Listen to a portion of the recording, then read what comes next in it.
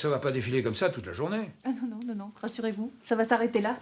Vous aurez passé en revue nos maigres effectifs. Crise oblige. Bon. Est-ce que vous savez pourquoi votre fils s'est battu avec Luc Ollier? Je l'ignore. Croyez-moi ou pas, je suis peiné de ce qui est arrivé à Luc. Mais pourtant un sérieux contentieux entre vous, hein? Oh, pas vraiment, non, juste de la concurrence. Il a ouvert un restaurant à côté de l'un des miens, fallait pas. 2 loups dans la même bergerie, c'est un de trop. Je me suis défendu, j'ai cassé les prix. Je suis pas experte en droit de la concurrence, mais le dumping, c'est une pratique prohibée, non? Du dumping. J'ai baissé les tarifs, voilà tout. Et comment Luc Ollier a réagi? Mal. Il a tenté de s'aligner, il a maintenu la qualité de ses produits. Parce qu'il avait l'amour du terroir et le respect du client, ça on ne peut pas lui retirer. Et il a perdu sa marge. Je l'ai brisé. C'est les affaires. Et le sort qu'elle réserve aux idéalistes. Et vous n'êtes pas idéaliste, vous, hein? Le fort écrase le faible. Comme vous y allez. J'ai jamais dit ça. J'ai simplement les pieds sur terre. 40 ans de travail acharné, plus la sueur de mes aïeux, ça ne me donne pas le droit de faire de la littérature quand il s'agit de mon patrimoine. Ce que je possède n'est pas à moi. J'en suis juste le dépositaire.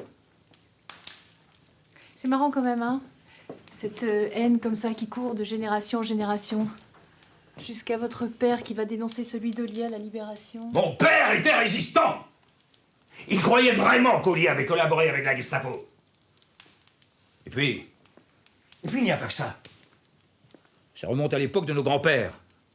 Celui d'Ollier a volé des terres aux miens, des terres! Il lui a rendu la monnaie de sa pièce, quoi. Et dites-moi, au niveau des arrière-grands-parents ou des aïeux du Moyen-Âge, pas d'entourloupe. Les gens de la ville ne comprennent rien. Le travail de la terre est dur. La moindre impression d'avoir été floué, c'est la guerre sur des générations. Chez nous, on ne parle pas trop, même dans nos familles. C'est pour ça qu'il y a autant de secrets. Qu'est-ce que tu cherches, là? Qu'est-ce que tu veux? Qu'est-ce que tu veux, Marie? Je t'ai prévenu, Gassier, j'hésiterai pas à te casser la gueule. Pourquoi tu l'as pas mariée, bougre d'âne? Pourquoi tu lui as brisé le cœur à la môme? Quand j'ai compris que je ne pourrais pas me passer d'elle, je lui ai envoyé un télégramme pour lui dire que je l'aimais. Et lui donner rendez-vous, mais elle n'est jamais venue. Qu'est-ce qu'il veut de plus? Et tu sais te foutre? Je m'en souviens très bien de tes lettres. C'est moi qui lui distribuais. Mais ce télégramme-là, aucun souvenir. Pourtant, c'est bien moi qui aurais dû lui remettre en main propre à la gosse. Je me suis jamais guéri de toi, Marie. Jamais. Tu te souvenais très bien que c'était Pauline, la sœur d'Étienne, qui était à la poste à l'époque, n'est-ce pas? Bien sûr. Mais pour le télégramme, j'en savais rien, je te jure. Maintenant, je sais. Pauline Ollier a remis mon télégramme à Étienne. Marie ne l'a jamais eu. Marie ne l'a jamais lu.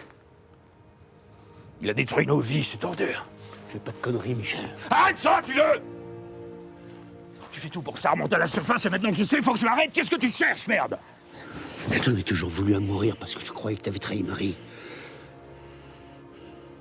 Quand t'as disparu, c'était plus la même. Elle était même... Elle était malheureuse à crever, moi je... Mais c'est vieux tout ça, Michel, ça a plus de 40 ans. Je m'en fous. Pour moi, c'était hier. Je veux pas laisser sa mort impunie. Je veux pas. Je veux pas. Je peux pas.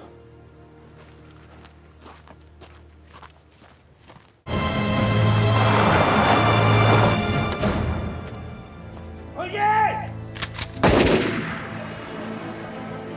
Ollier!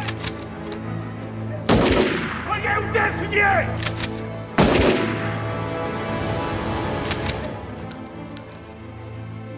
Ça fait 30 ans que j'attends ce moment-là. Tu crois tout savoir, Cuja? Mais tu sais rien.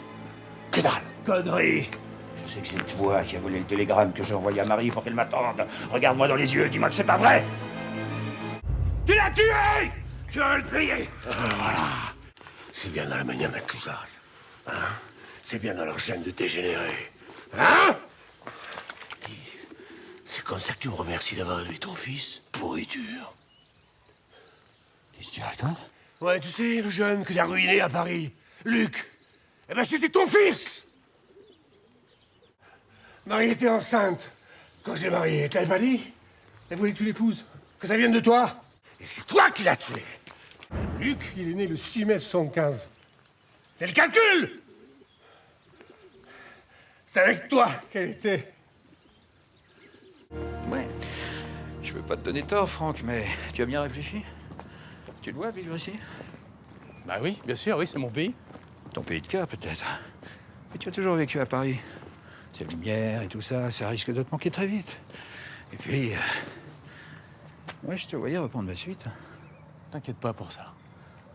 Tu sais, tes affaires, je les oublie pas, mais j'ai juste besoin de faire ma vie, papa. T'es petit-fils de paysan, Franck. Et t'as rien d'un paysan. Dans paysan, il y a pays. Ah, justement, c'est le pays où vit la femme que j'aime,